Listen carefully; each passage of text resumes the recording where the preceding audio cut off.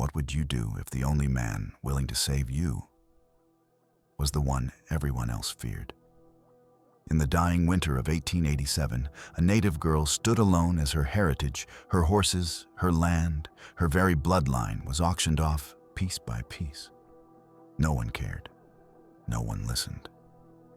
Until a silent cowboy stepped out of the snow, dropped a bag of gold, and said 6 words that stopped an entire town in its tracks. "I'll take this native girl and every one of her horses." No one understood why he did it. No one expected what would follow. And no one in Red Hollow was ready for how that single choice would change the West forever. Stay close, because the story you're about to hear begins with a rescue and becomes a fight for a destiny no one saw coming. Winter came early to Red Hollow in 1887, and it came cruel. The kind of cold that sliced through coats and flesh alike, carried on a wind that howled down the narrow streets like a living thing searching for something to devour. Snow clung to the slanted roofs of the wooden houses, dusted the steps of the saloon and post office, and gathered thick along the edges of the old public corrals on the east side of town. That was where the people gathered, everyone from ranch hands to traders to squatters drifting in from the hills. Even the children had climbed onto the rail posts, their legs dangling as they waited to be entertained by another man's misfortune.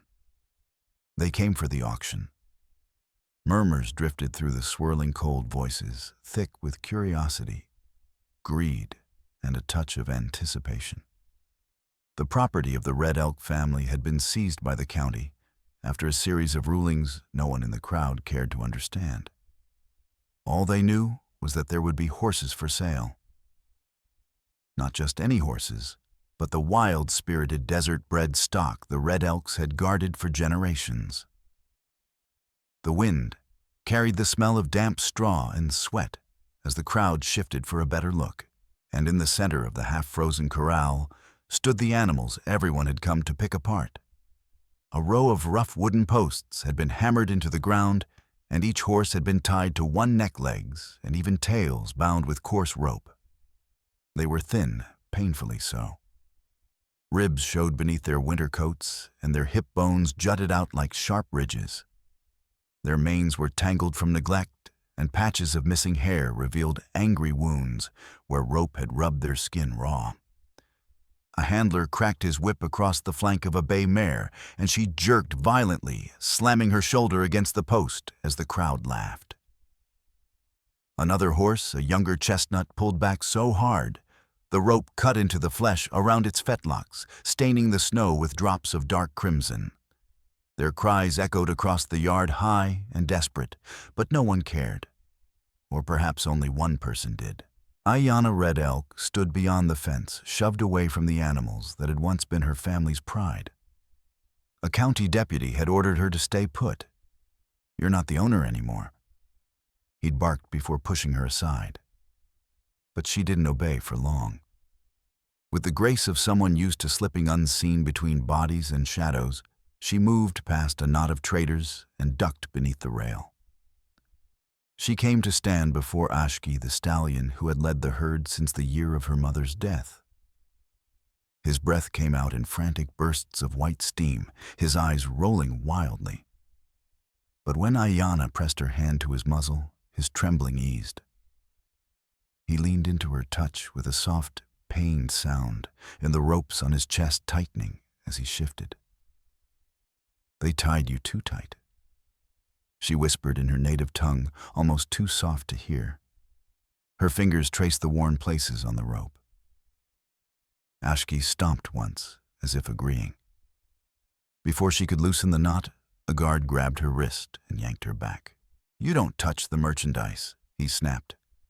His lip curled in disdain, the same expression half the town wore whenever they looked at her.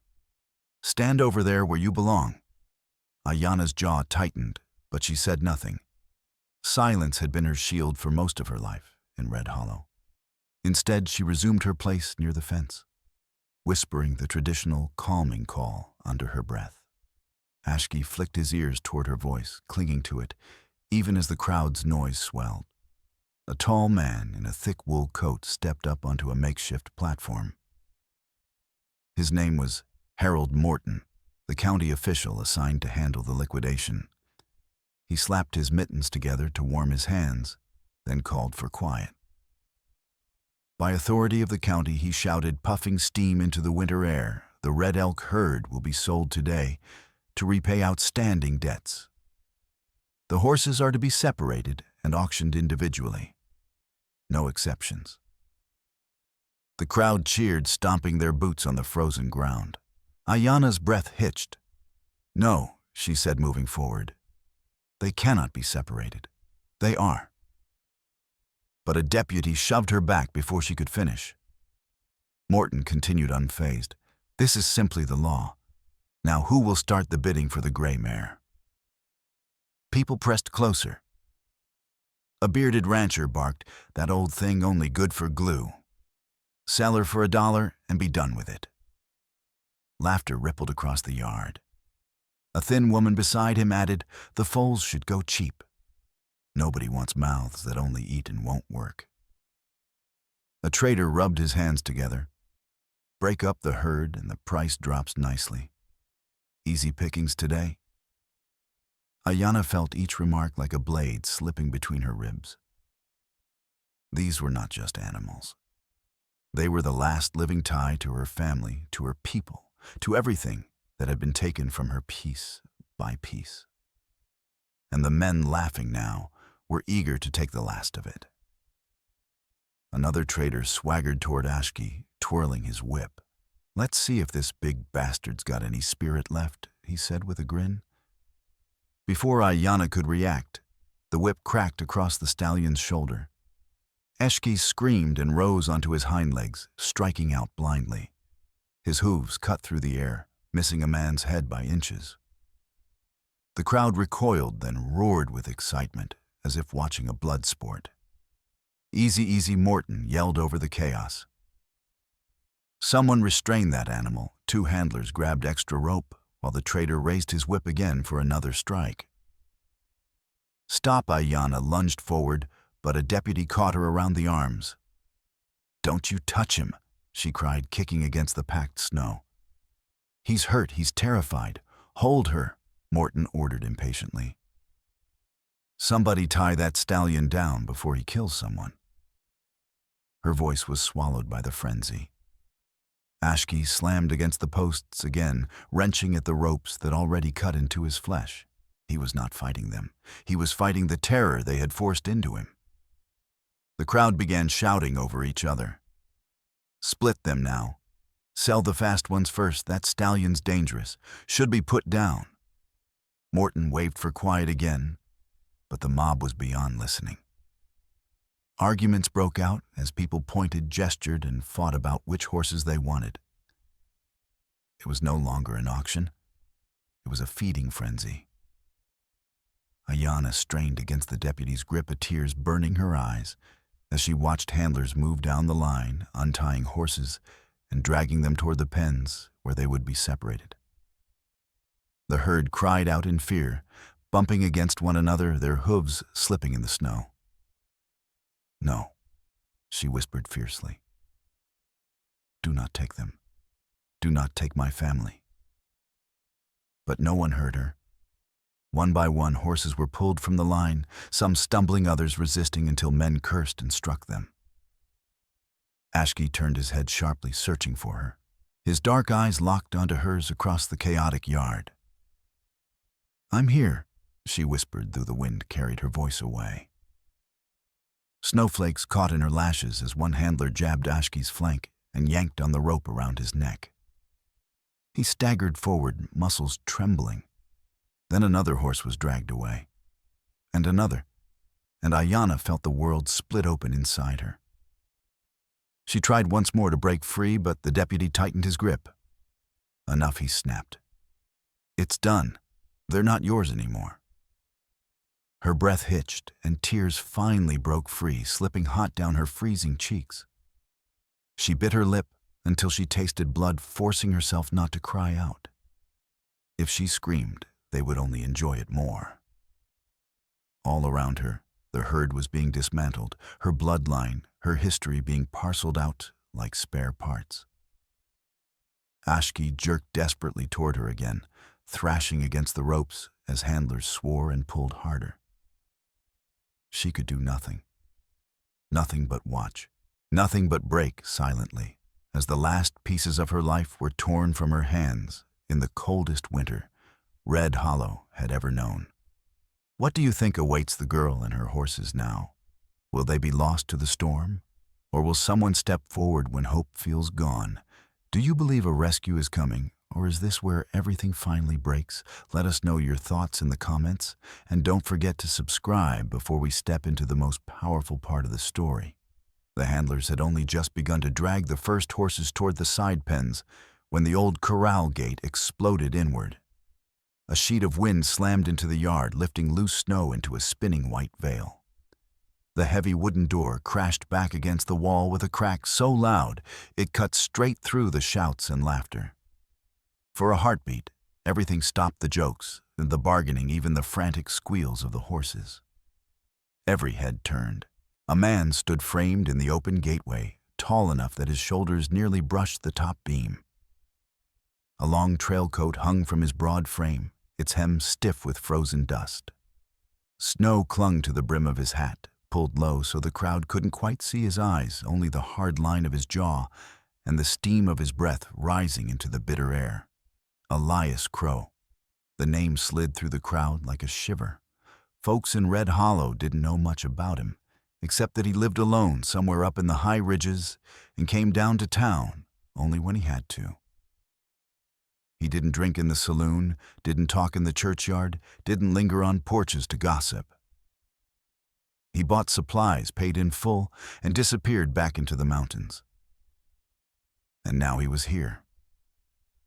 The corridor of bodies opened for him without anyone saying a word. Men stepped aside, boots crunching on hard snow. A couple of younger cowhands avoided his shoulder entirely, like they were afraid to brush against something they didn't understand. Morton glanced over, frowned briefly, then snapped his attention back to his ledger. Next horse, he called, raising his voice, as if nothing about the atmosphere had changed. The bay mare. Good lungs, sound legs. Who'll start the bidding at Ayanna tried again to push toward the front. You can't break them apart, she said, voice raw. They are one herd. A deputy planted a flat palm in her shoulder and shoved her back. Auction's in progress, he growled. You're done here, girl. Property in liquidation. Morton added, without even looking at her. Whoever pays takes. That's the law. Now who's bidding? A rancher and a horse trader stepped closer to the pen, squinting at the mare's teeth, while Morton recited the numbers in his book. It was as if the wind, the door, the tall stranger, all of it, were nothing but a draft from the hills. Elias kept walking. His boot heels thudded against the packed earth and warped planks of the yard, each step strangely loud in the thin, frozen air. He didn't glance at the crowd crowding around him. He didn't look at Ayanna where she stood pinned by the deputy's hand. His gaze went straight past Morton, past the platform to the line of roped horses straining against their posts. He reached the front of the platform and stopped. Morton cleared his throat, irritated. If you're here to bid Crow, it'll wait its turn like anyone else. We're already mid. A heavy leather pouch dropped onto the makeshift table. It hit with a deep, solid thud that wasn't the hollow clink of coins, but something denser. The ledger bounced. Morton's hand flew to steady the ink bottle before it tipped. The sound rolled across the yard, swallowing the last remnants of conversation. Elias still didn't look at him. He kept his eyes on the herd. Slowly, Morton tugged the pouch toward himself and loosened the drawstring. A glint of raw, dull yellow light flashed in the gray day. Gold. Not polished coins, but nuggets and small ingots, their rough edges catching the light. Morton's eyebrows shot up. His mouth worked for a second before words came out. What is this? Elias finally turned his head. When his hat tipped up a fraction, Ayana saw his eyes cold, clear blue like ice over deep water. "I'm not here to bid," he said. His voice was low, steady. The kind of voice that had seen gun smoke and winter both and hadn't flinched at either. "I'm here to buy." Morton swallowed. "Buy?" Which one? Elias's jaw flexed once. Then, without any flourish at all, he spoke the words that would echo in Red Hollow for years. "I'll take this native girl," he said, his gaze flicking briefly toward Ayana and every one of her horses. The yard went so quiet, Ayana could hear Ashki's heavy breathing beside the post. The words didn't sound like a question. They sounded like a verdict. Morton blinked. "You?" "What did you say?" Elias didn't repeat himself. He didn't bargain. He didn't ask about liens or signatures. "I'll take the girl," he said again, a slight edge of steel now in his tone, "and every one of her horses. That's the price on the table." Someone in the crowd barked out a laugh. It broke the silence, like a rock through glass. "Crow, you gone mad," a stocky drover called, nearly doubling over. "You're not buying horses, you're buying trouble." A spit of brown tobacco hit the snow at Elias's feet. "You'll be dead before you can halter half that herd," another man scoffed. "Those beasts are wild. They'll tear your fences down and trample your guts out." A cluster of traders pressed forward, faces twisted with annoyance. "Now hold on," one of them snapped. "You can't just waltz in and take the whole lot. I came here for the gray, and I put money aside for that stallion's colts. Don't let him clean the yard out." "Morton." Their voices rose over each other, a tangle of outrage and greed. Elias didn't shift his weight. He stood there, hands loose at his sides, as if the circle of angry men and their insults simply didn't matter. His eyes returned to the herd. Ashki was watching him, ears pinned, chest still heaving. A trader face red with frustration stomped toward one of the younger mares. "You want to see what you're buying?" he jeered. "Watch this." He swung his whip and cracked it hard across the mare's haunches. She screamed and reared straight up, flailing her front legs. A man standing too close dove aside with a curse as her hooves sliced through the air where his head had been a heartbeat before. The crowd shouted, half afraid, half entertained. "See," the trader shouted, laughing. "Savages just like their owners. No one can handle them. Monsters," someone added. "Should send them to the knacker's yard." Elias's fingers tightened imperceptibly around the strap of the gold pouch. His gaze darkened, the light inside those icy eyes narrowing, but still he said nothing. Morton cleared his throat again, louder this time. The sound cracked over the clamor like a judge's gavel. "That's enough," he snapped. "Back away from the animals." He grabbed the pouch again, as if to remind himself what was at stake. His stubby fingers dug into the gold, counting quickly in his head. Whatever he saw there drew a low whistle from him. This was more than he could have made selling every horse individually. More than he'd hoped to pocket, even with the bribes that would surely follow. He hesitated for all of 3 heartbeats, eyeing the restless crowd, then snapped the pouch closed. "The money is good," Morton announced loud enough for everyone to hear. His gaze slid toward Ayana, then away again. "The law allows for immediate settlement of debt upon sufficient payment." "You can't be serious," someone protested. "This isn't right." Morton shoved the pouch into the inside of his coat fingers, clutching it close to his chest like a second heart. "Payment accepted," he said. "Transaction approved." The argument swelled, men cursing and shoving, threatening to take their business elsewhere. But Morton had made his choice. Greed had done its work. No amount of shouting was going to pry that gold back out of his hands. Ayana stared, her mind struggling to catch up. A moment ago, her world had been splitting apart. Now a stranger had reached in and held the pieces together with gold and a sentence she hadn't asked for. She turned slowly to look at Elias. He stepped down from the platform and walked toward Ashki. The stallion surged forward as far as the ropes would allow and planted himself squarely in Elias's path. Muscles bunched under his thin coat, head dropped low, ears flattened. He was prepared to fight with what little strength he had left. The rest of the herd shifted behind him, forming a loose wall, their fear and defiance funneled into the body of their leader.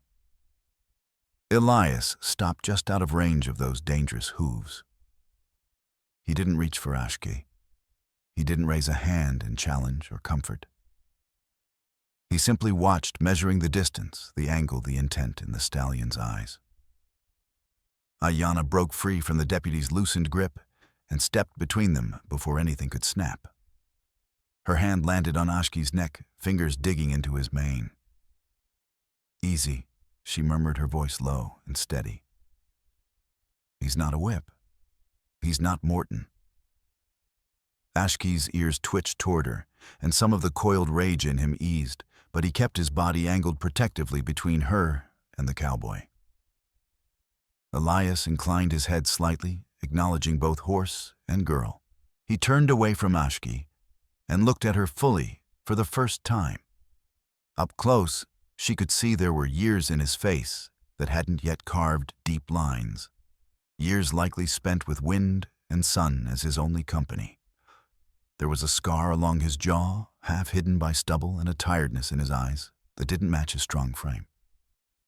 "You can walk?" he asked quietly. She frowned. "What can?" "You. Walk." He nodded toward the herd and the road beyond the corral. "With them." She swallowed her throat dry. "Yes." "Then gather them," he said. "We leave before dark." He moved aside, leaving space for her to step to the front of the herd. The deputy looked like he wanted to argue, but Morton shot him a warning glare and jerked his chin toward the open gate. The crowd parted again as Ayanna led Ashke forward, the stallion limping slightly on his rope-burned legs, but keeping his head high. The rest of the herd followed in a tight cluster, sides brushing in nervous contact. Elias fell in at their flank, walking quietly, one hand resting near the butt of the holstered revolver at his hip, not in threat, but in readiness. They passed under the corral arch and into the main street of Red Hollow. People had lined up along the boardwalks and alleys to watch the spectacle. Men with arms crossed, women with wrapped shawls, children perched on barrels and stair rails. Good Luck Crow, a man called Laughter, sharp as broken glass. "Those demons will kill you before sunrise." Another voice, clipped and cold, floated from a doorway. "Take the girl if you want. She'll only bring the mountain down on you." "They always do." A snowball struck the ground near one of the younger mares, thrown by a boy with a red scarf.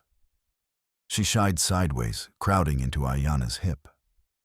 Ayanna soothed her with a touch and kept walking, eyes fixed on the road ahead. No one wished them well. No one said safe travels. Only the wind and the sting of contempt pushed at their backs. By the time they reached the edge of town, the light had thinned to a bruised purplish gray.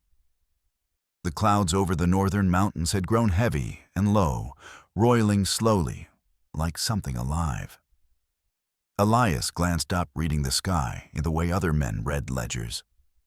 He tugged his coat tighter and muttered, "We move fast. Storm's coming." Ayanna laid her palm briefly against Ashki's neck, murmuring a few words in her language. The stallion snorted, ears flicking, then stepped forward willingly.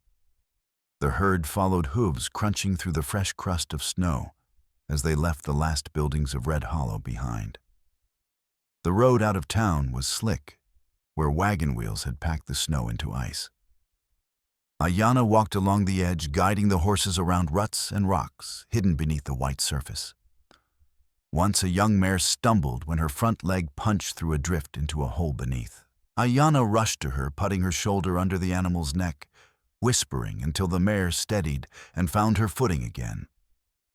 From the dark line of pines up ahead, A wolf's howl floated over the hills, long, eerie, and too close. The herd rippled with unease.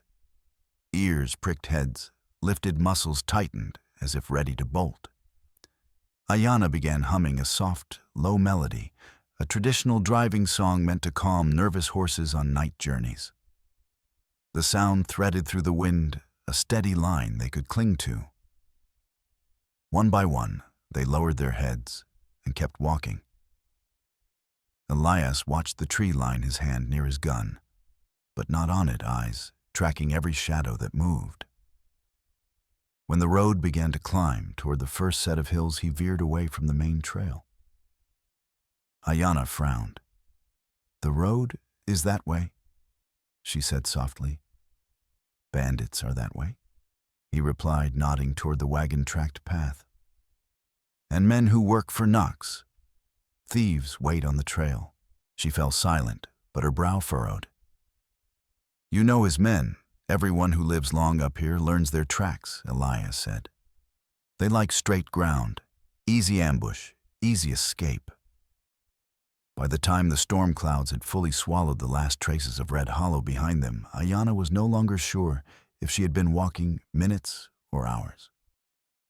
The landscape had transformed around them, fewer trees, more wind, the hills rising, like the backs of sleeping giants under thick blankets of snow. Only when Elias slowed and touched her arm did she realize they had arrived. Crow's Ridge Ranch lay tucked behind a crescent of hills so naturally hidden that if Elias hadn't led her directly to it, she might have walked past without ever knowing it existed. The place seemed to grow from the land itself, a wide cabin of heavy pine logs, darkened by smoke and weather. A long barn with a sagging roof. Fencing that wound around the slope like the ribs of a great wooden beast. Smoke drifted lazily from the chimney, carrying with it the scent of burning juniper. There were no neighbors, no wagons, no sounds, except the wind brushing across the drifts. Elias stopped beside the gate, stepping ahead to unlatch the heavy wooden lock. Ayanna watched him from behind Ashke, unsure what this ranch meant for him, for her, for the herd. Until now she had followed him only because there had been no other path that didn't lead toward men who would tear her world apart. But here on this lonely ridge, he finally turned to her. He pushed the gate wide and nodded toward the dark interior of the barn. "They're free here," he said simply. His voice held no ceremony, no claim, no expectation. "Not mine. Not anyone's." Ayanna blinked, surprised by the finality in his tone. For a moment she couldn't move. She had braced herself for a command, a warning, an attempt to claim ownership of the herd or of her. Instead, freedom, stated plainly, like fact. Ashke snorted, sensing hesitation, and Ayanna laid a gentle hand on his neck. "Go," she whispered in their shared language of touch, breath, and trust. The stallion stepped forward, limping slightly, but moving with purpose. The others followed as if the smell of hay and safety was enough to coax them deeper inside. As they settled into the barn, a long breath seemed to leave them all at once, a soft exhale of relief that misted in the cold air. The tense creases around their eyes eased. Ayanna stood among them, closing her eyes briefly, as warmth from their bodies pressed around her like a protective circle she had thought lost forever. She set to work without being asked.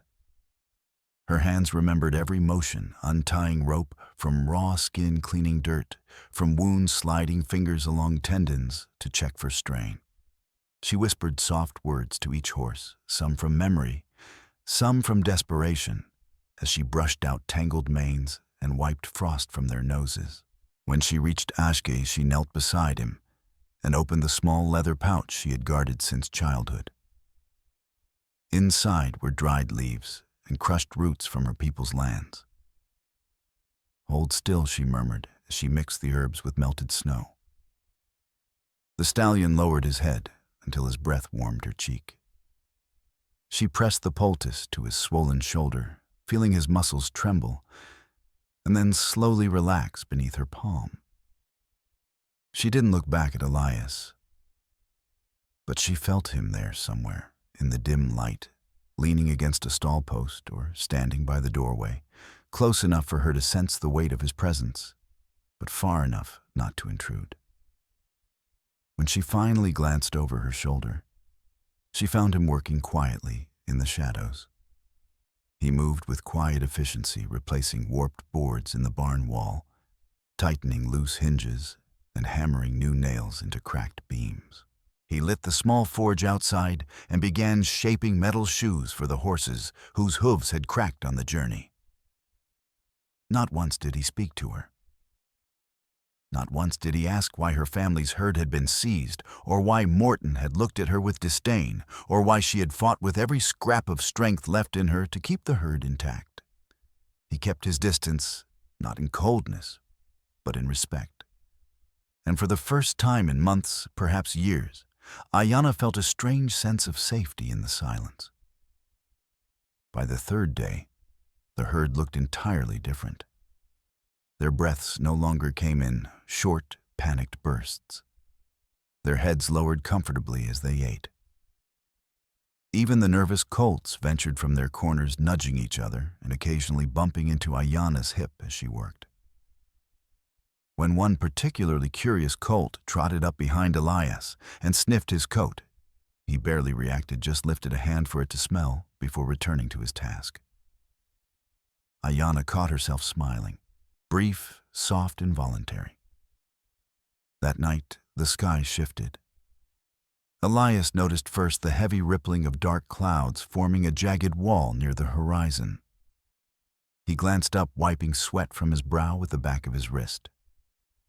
"Storm's coming fast," he said quietly, almost to himself. By sundown, the temperature had dropped sharply. Wind rushed down from the peaks with a low guttural roar, shaking the eaves of the barn. Snow struck the walls in sharp waves. The horses grew restless, stamping and shifting as the night deepened. By the time the storm fully broke, the ranch was swallowed in white. The barn shuddered under the force of the wind. The roof groaned. Ayanna had just reached for her coat when a deafening crack split the air. A wooden beam from the roof snapped loose and slammed against the floorboards. The herd panicked instantly. Ashki screamed and reared back, his hooves slicing the air. The other horses followed in a terrified chain reaction, kicking, pushing, slamming against their stalls. Ayanna Elias shouted through the wind as she threw open the barn door and ran into the storm. Snow lashed her face so hard she could barely keep her eyes open. She raised her hand, shielded her brow, and pushed toward the blurred shapes of horses retreating through the blizzard. The wind stole her breath, and the ground threatened to disappear under her feet, but she kept running. "Ashki," she cried in a sharp, rising call that carried through storms for generations. "Ashki, come back," the stallion heard her. She could tell by the sudden shift in the shadows, but he was too wild with fear to heed reason. He lunged sideways, kicking out blindly, his body a storm within the storm. His hind legs lifted. Ayanna instinctively reached toward him, and Elias appeared in a blur of movement. He dove forward shoulder first, intercepting the blow. The impact sounded like an axe splitting wood. His body twisted violently, then he hit the ground with a muffled grunt, snow exploding around him. Elias Ayanna screamed, stumbling through the drifts toward him. She dropped to her knees, hands shaking as she gripped his coat. "Elias, get up," he blinked hard, trying to focus. Pain contorted his face as he pushed himself upright. "I'm fine," he muttered, though his voice was ragged. "Get the herd before they scatter." She didn't argue. Together, half-blind, freezing, exhausted, they moved like two halves of a single force. Ayanna took Ashki's reins in both hands, pressing her forehead to his until his trembling eased. Elias staggered into the path of the younger horses, guiding them away from the cliffs with arms spread wide. "Easy," he barked through the wind. "Stay together. Move one by one." They nudged the herd toward the sheltered rock formation east of the barn, a low cave with enough natural walls to block the gale. The storm clawed at them the whole way. The wind threw needles of ice across their skin. Ayanna's fingers went numb, and her breath came in short bursts that burned her throat. Elias stumbled once, then twice, but forced himself back to his feet every time. Only when the last horse crossed the threshold of the cave did Ayanna collapse onto the snow, her legs giving out beneath her. She didn't know how long she sat there, chest-heaving wind, screaming past her ears. But she felt a hand on her shoulder, heavy, warm, steady. "Elias." "No more out here," he said quietly. "Come on." The storm raged for hours after they returned to the cabin. By dawn, silence fell. Ayanna stepped outside into a world transformed snow, piled nearly to her knees, the air crisp and shockingly clean. Sunlight glinted off the drifts like shards of glass. The horses gathered near the cave's entrance lifted their heads when they saw her. Ashke, usually distrustful of anyone but her, stood unusually close to Elias, his breath rising in white puffs as he nudged the cowboy's uninjured arm. Elias reached out slowly, his fingers grazing the stallion's mane with quiet gentleness. Ayanna watched heartbeat steadying. Something shifted inside her quietly, undeniably. For the first time since her world had collapsed in Red Hollow, she understood something about the man who had bought her freedom with gold. And a sentence that changed everything. Elias Crow had not just saved the herd. He had stood between her and the storm, literally, and nearly broken himself to protect what mattered to her. When he turned toward her, brushing snow from his sleeve, their eyes met. And in that brief, wordless moment, she gave him something she had not offered anyone in years: trust. Morning on Crow's Ridge came wrapped in fog. It lay low over the snow, soft and gray, blurring the line between sky and ground. Ayanna stayed in the barn, running a brush along Ashki's neck, listening to the steady rhythm of hooves shifting on packed straw. The storm had passed, but something in the air had changed. She could feel it like a held breath that hadn't yet been released. Outside, Elias moved through his routine without haste, but with that same deliberate focus she was beginning to recognize. He checked the latches on the feed room, refilled the water troughs where the ice was thinnest, and scanned the tree line the way other men scanned playing cards. When he rounded the far side of the barn, he stopped. There in the frost-hardened ground, a set of hoof prints cut across the packed snow, too sharp at the edges, too deep, too fresh. They hadn't been there the night before. The pattern was wrong. Not the broad, chipped shoes he'd hammered onto the herd himself, not the ragged tracks of half-wild horses breaking out in a storm. These prints were precise, manufactured. He crouched, brushing a gloved hand over one. The snow at the bottom was still soft, not yet refrozen. Whoever had been here had come and gone under cover of darkness, close enough to smell the smoke from his chimney. He narrowed his eyes and traced the edge of the imprint. A small notch near the heel caught his touch, a cross-shaped cut that bit into the snow like a stamp. It wasn't a rancher's custom mark. It was a signature. Elias's jaw tightened. He'd seen that pattern before on the main road, on the shoes of men who rode with Harlan Knox. He rose slowly, following the tracks away from the barn. They led around the edge of the corral, past the woodpile, and up a narrow slope that most riders wouldn't choose unless they knew exactly where they were going. At the top of the rise, the snow was churned and scattered. Someone had stood there for a long time, boots and hooves both looking down over his ranch. A small circle of blackened snow marked where a fire had once burned, now nothing but cold ash and a few charred sticks. From that vantage point, you could see everything that mattered: the barn doors, the house, the gate, the only safe path through the rocks. Elias stared down at the layout of his life, as seen through strangers' eyes.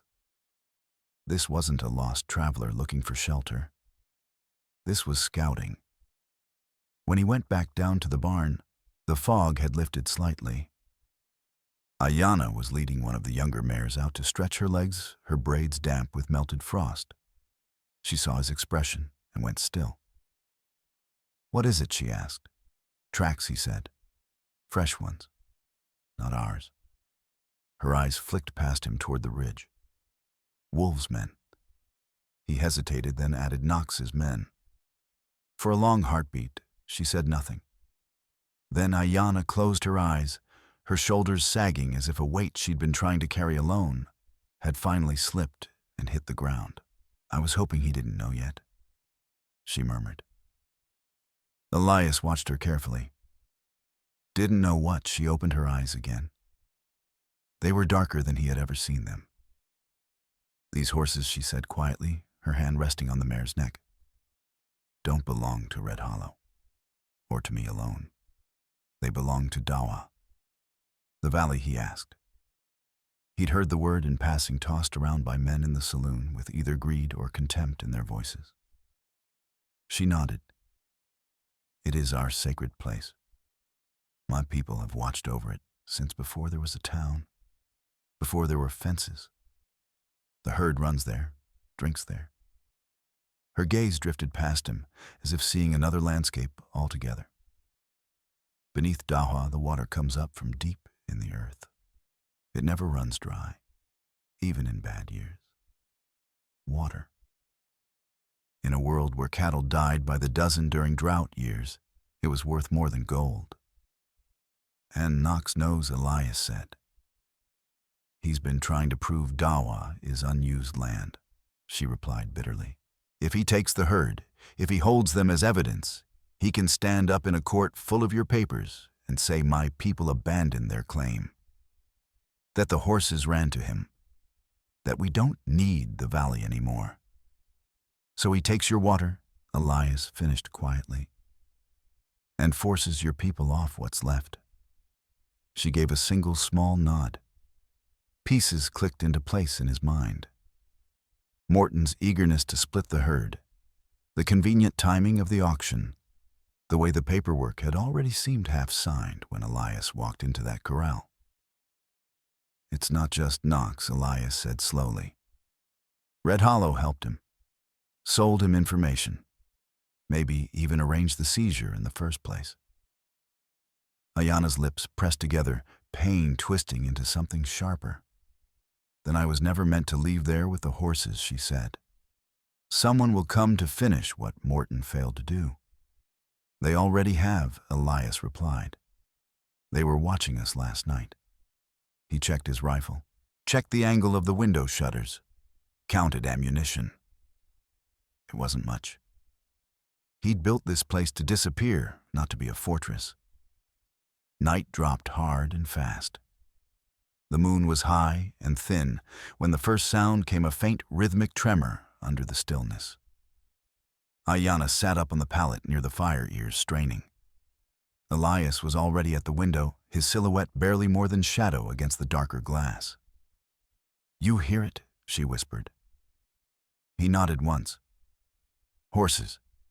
Too many for a neighbor. Too steady for wild ones." He pinched the lamp flame out with his fingers. The cabin plunged into darkness, broken only by the faint glow of coals in the hearth. "Get ready," he murmured. The words were barely out of his mouth when the night exploded.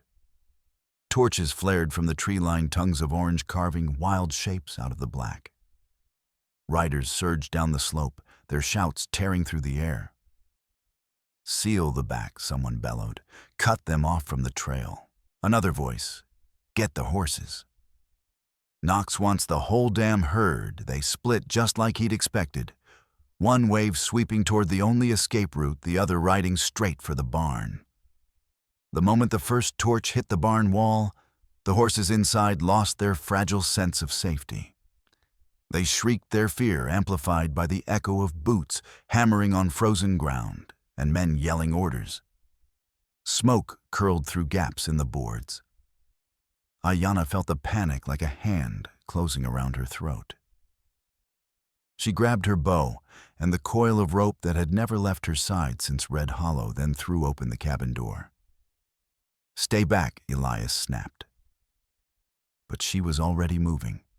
The cold hit her like a slap. Torches bobbed and danced, casting harsh, jerking light across the yard. At the barn's entrance, one of Knox's men was ramming a burning brand into the hay, piled against the doorframe. Flames licked up hungrily, tasting the dry wood. Inside, Ashki lunged through the smoke, only to be met with a steel bar swinging hard at his front leg. The blow landed with a dull crack. The stallion went down on one knee, blood darkening the snow around his hoof. No Ayana's scream cut across the chaos. She sprinted forward, loosing an arrow as she ran. The short hunting bow didn't sing like the longbows of her ancestors, but it was more than enough at this distance. The arrow bit into the throat of the man, holding the torch. He dropped it, clutching his neck, stumbling to his knees in astonished silence, before collapsing. Another rider swung his rope toward a panicked colt trying to snag it by the neck.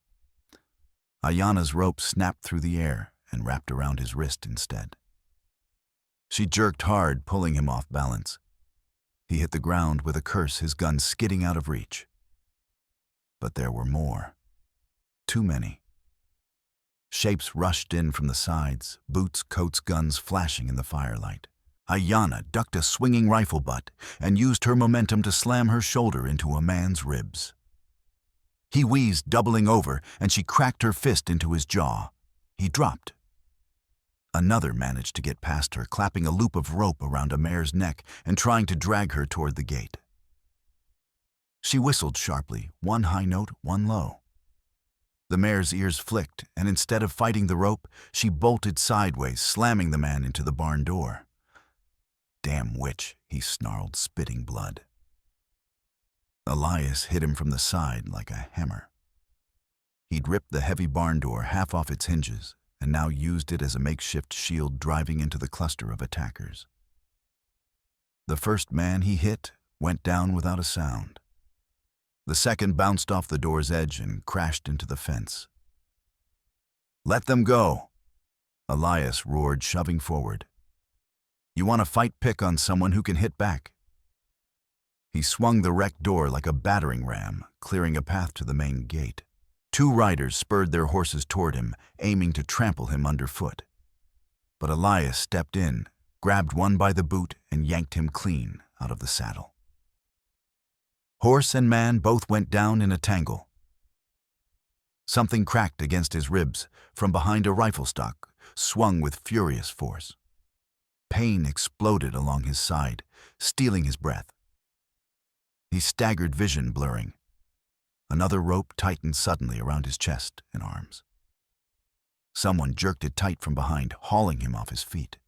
He hit the ground, hard snow rushing up to meet him. He tried to rise. A boot came down on his hand, grinding his fingers into the frozen earth. Another blow slammed into the back of his skull, and this time the world tipped sideways and narrowed to a dark tunnel. Got him, a voice shouted, distant and echoing. "Crows down." Through the ringing in his ears, Elias heard Ayana's voice, a raw, broken sound that cut deeper than the pain in his bones. He tried to reach for it, but his arms wouldn't move. Rough hands flipped him over. The rope around his wrists bit into his skin as they cinched it tight. They tied him the way they would tie a steer, for branding, limbs-bound control, absolute cruelty, deliberate. In the middle of it all, between the boots and torches and flailing bodies, a rider jerked his chin toward Ayana, who was still fighting near the scattered herd. "If you follow," he yelled at her. His voice thick with threat, "we kill the stallion first." Ashki stumbled again, blood slick beneath his front hoof. His eyes rolled, searching the yard, finding Ayana's face through the haze of smoke and snow. She froze. Everything in her wanted to run to Elias, to tear the ropes from his wrists with her bare hands, to drag him back from this swarm of wolves pretending to be men. But the words hung in the air, like a noose. "If you follow, we kill the stallion first." They had already taken her family once, already burned her life down in the name of someone else's profit. And now, in a single vicious sentence, They were holding her whole world at gunpoint. She took a step back, then another. "Run," Elias tried to say, though he didn't know if the sound ever left his lips. She did, not because she was a coward, because living to fight was the only weapon left to her. She turned and fled toward the dark ridge behind the house, the flames painting her shadow long and jagged against the snow. Behind her, hooves thundered as Knox's men drove the panicked herd up the trail away from Crow's Ridge and toward their master's hands. Eshke limped, but followed. Every step left a smear of red behind. The ranch burned. Fire roared up the side of the barn, devouring dry timber leaping from beam to beam. Sparks flew into the night like a swarm of angry fireflies. The roof of the storage shed collapsed in a shower of glowing embers. The sky above the ridge turned the color of spilled blood, reflected in patches of snow that melted and refroze in jagged, glassy ripples. From a safe distance on the hillside, Ayanna pulled her coat over her mouth and nose to block the smoke. Her eyes stung, not just from the acrid air, but from the sight. The barn where she'd whispered to the horses in the quiet mornings. The house where Elias had sat by the fire, whittling in silence. The fences that had seemed for a brief and fragile moment like the outlines of a new kind of home. All of it twisted in the heat-blackened, disintegrated. When Knox laid hands on something, he never left half measures. He left ashes. The flames burned high until long after midnight. Only when the fire began to die, sinking into smoldering coals and smoking beams, did Ayanna move. She went back. The remains of the ranch were a ruin of char and ice. Every step sent up a puff of ash. The air was heavy with the sickening sweet smell of burnt wood and other things she didn't allow herself to name. She picked her way through the debris toward the house. The roof had partially caved in, leaving the kitchen half open to the sky. The stove was a warped lump of iron. One of the cabinet doors hung on a single hinge. It was that door that caught her eye. It wasn't hanging quite right. Pushed out not by heat but by something from below. She kicked aside a fallen beam, then dropped to her knees, brushing ash away with her sleeve. Beneath the cabinet, hidden under a layer of soot, was a small square outline in the floorboards, a hatch with a recessed iron ring. She pulled it up. Inside the narrow space was a short wooden crate, blackened on the outside but dry within. She pried it open. A Sharps rifle lay nested in oiled cloth, its metal gleaming even in the dim, smoky light. Beside it, in a leather satchel, were folded maps, detailed drawings of the southern mountains marked with trails, and notes in a hand she recognized now as Elias's. At the bottom of the crate, pressed against the wood, lay a small metal badge tarnished with age, but still bearing its symbol clearly. U.S. Ranger Service. Ayanna's breath hitched. He hadn't told her. But then, he hadn't told anyone. This wasn't the cache of a drifter hiding from his past. It was a soldier's kit stored for the day when he might need to stop running from it. She touched the badge lightly with her fingertips, then curled her hand into a fist.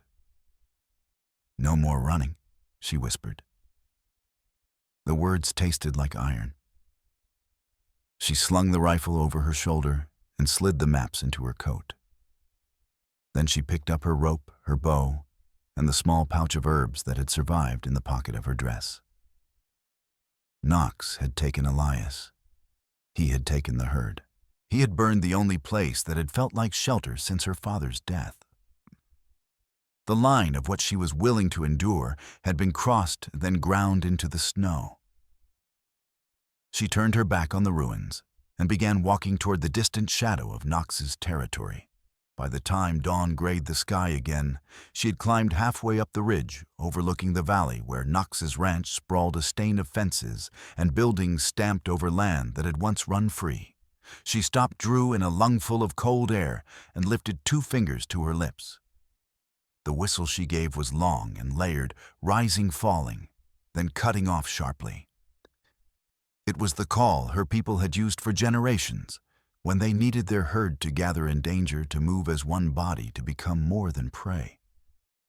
For a long moment, the valley gave no answer.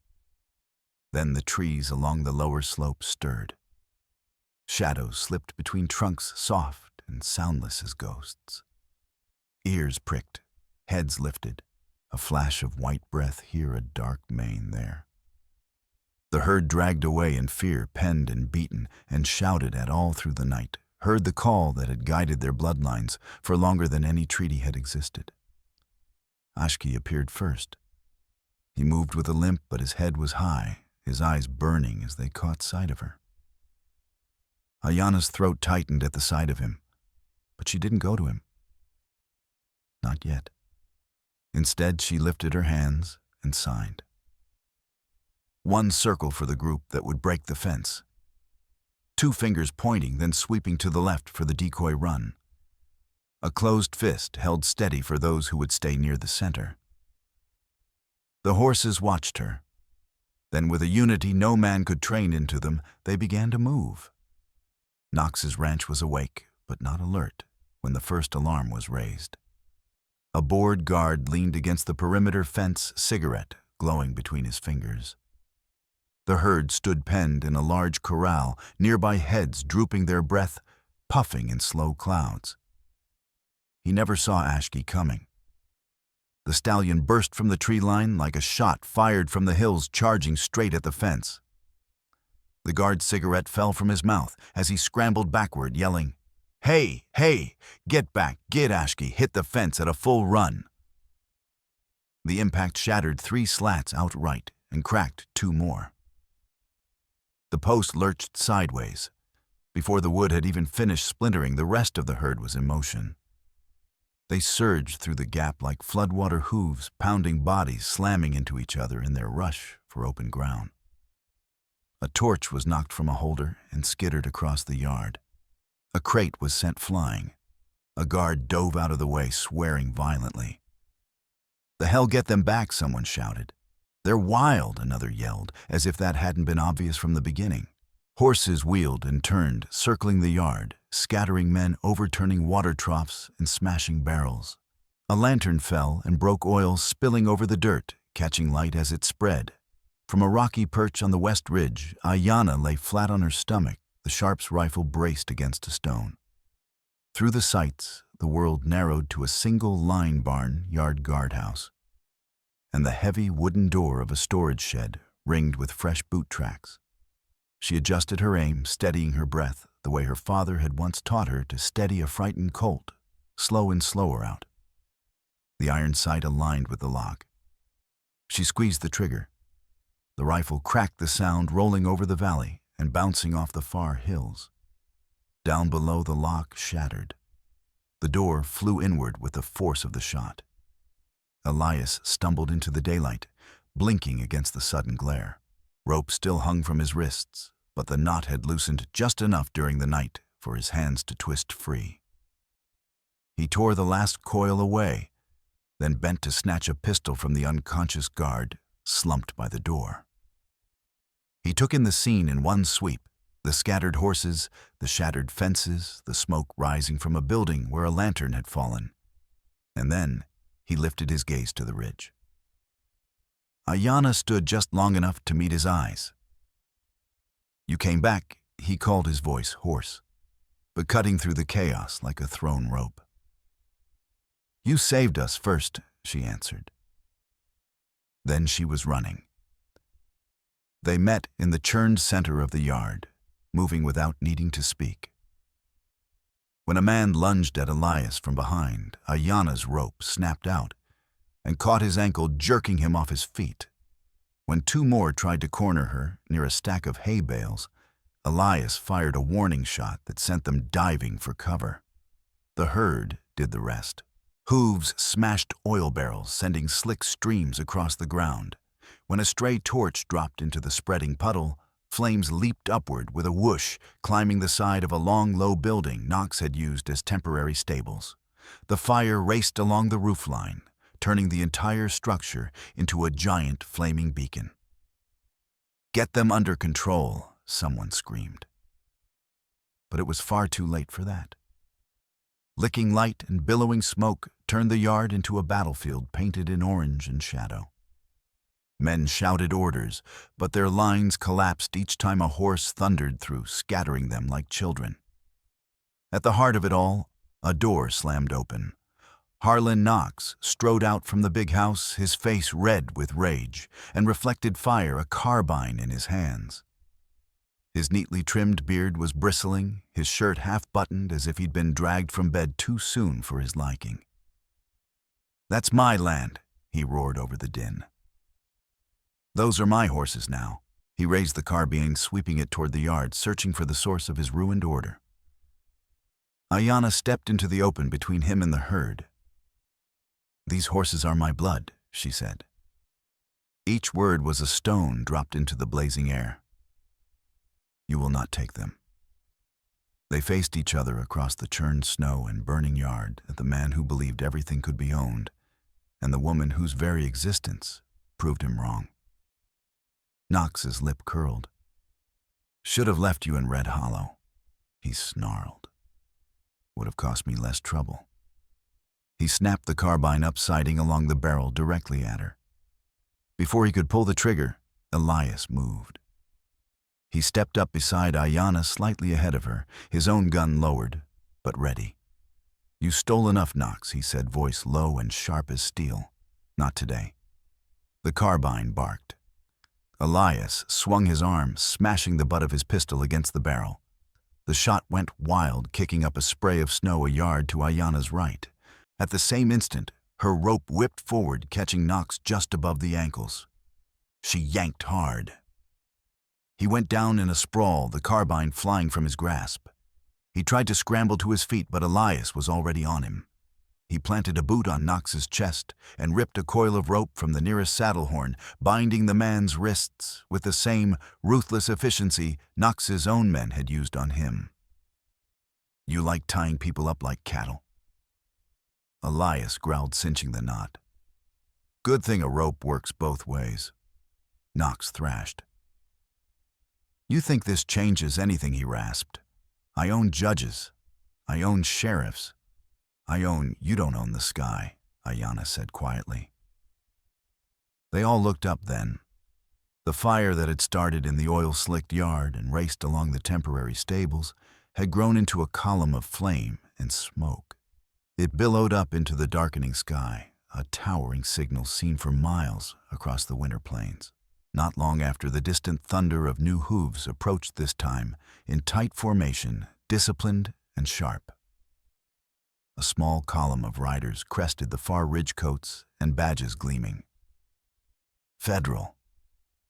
They'd been hunting Knox for a long time, following whispers of forged deeds and burned-out homesteads.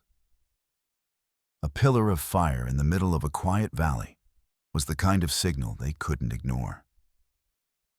When they rode into the ruined yard, they found Knox trussed like a calf, and two figures, one cowboy, one native woman, standing over him, and the flames dying behind them, and a half-wild herd circling like guardians. "We've been looking for him," the lead officer said, dismounting. He glanced from Knox to Elias. "Good work, Crow." Knox sputtered with rage, but no one listened. They hauled him up, rope and all, and shoved him toward a waiting horse. For the first time in a long while, his boots left tracks that led away from land he would never see again. The weeks that followed were a blur of signatures, testimony, and men in suits who cared less about stories and more about seals and stamps. But in the end, the paperwork caught up to the truth. Dawha Valley was declared sovereign land of Ayanna's people. The herd was recognized not as stolen property, but as proof of their enduring claim. No one could move against it again without facing the full weight of the same government Knox had once thought he owned. The day the decision came down, Ayanna rode to the edge of Dawha, with Ashke beneath her, his limp finally almost gone. The valley spread out below her, golden grasses, poking through the thinning snow, the river cutting a dark, glittering line through the earth. Behind her footsteps, crunched in the icy soil. She turned. Elias stood there, hands hooked in his belt, watching the herd fan out across the valley. The wind tugged at the brim of his hat, lifted a few strands of hair at his temples. "You will leave now?" she asked quietly. It might have been a simple question. It felt like anything but. He looked past her at the land, then at the horses, then finally at her. "Not if you need someone to guard this valley," he said. The words were plain, but the promise inside them was not. Ayanna studied him for a long moment. Then she nodded once. "Then stay," she said. "Not as an owner, as someone who chose us when no one else did." A slow smile, a real one, the kind that crinkled the corners of his eyes, touched Elias's face. "Reckon I can live with that," he murmured. Word of what had happened at Knox's spread faster than any of them expected. In Red Hollow, men who had once joked about the burden of a native girl and her unruly horses now whispered different stories over their drinks. Crow rode against Knox himself. "You hear girl from Red Elk's line. Brought a whole damn herd down on that bastard's head. Thought she was nothing. Turns out she was the reason he fell." They spoke of Ayanna with reluctant awe of her courage, her stubborn refusal to let her herd or her land be taken without a fight. But most of all, they spoke of Elias Crow, the cowboy who had walked into an auction yard, dropped a pouch of gold on a table, and said 6 words no one had seen coming. "I'll take this native girl and every one of her horses." In the end, that choice bought more than horses. It bought a future for a valley, a herd, and 2 people who had both lost everything, and the world said gave them value. Together, they built something the world couldn't label or measure. Not a transaction, not a bargain, not a debt. A family. Thank you so much for staying with this story and sharing these moments with us. Your support means more than you know and helps these stories reach the people who need them most. If you enjoyed the journey, please subscribe to the channel. It truly helps us keep creating stories worth telling.